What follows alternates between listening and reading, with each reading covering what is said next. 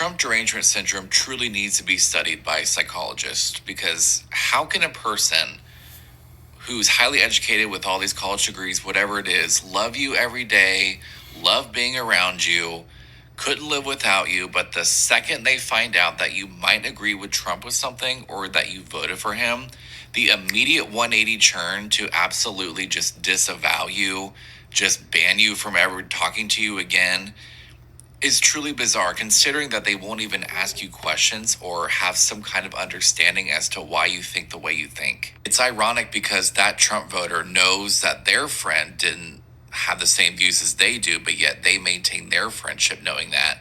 But for some reason, it's different for the other person. People really just don't communicate to each other anymore. It's very hard to maintain friendships or relationships when the other party just will not talk to you and then gaslight you and blame you like you're the aggressor, when really you're trying to have a conversation and they don't want to hear it. It's sort of like a domestic violence situation, like you're the one getting beat down, but yet the aggressor is gaslighting you and claiming that they're the victim and you're the problem, when really you're just trying to talk.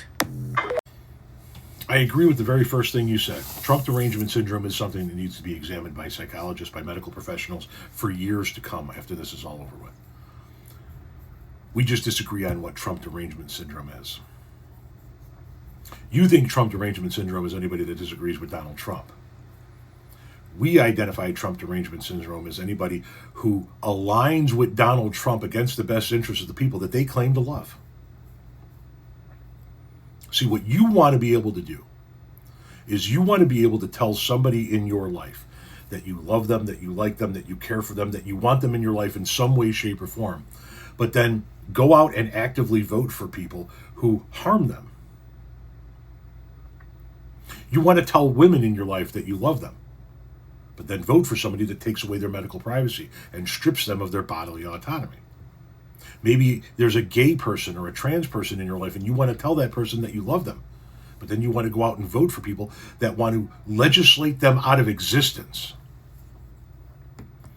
Maybe there's somebody that is from an immigrant family or Hispanic heritage that you want to tell them that you want them in your life as a coworker, as a friend, as somebody. And then you want to go out and vote for somebody that's going to actively harm them and their community. You don't get both.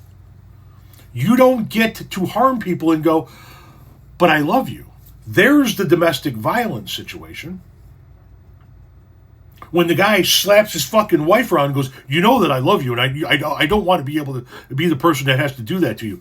That's you guys. You want to tell people you love them and then actively harm them through your vote. And then go, why aren't you talking to me anymore? Well, because you're a piece of shit.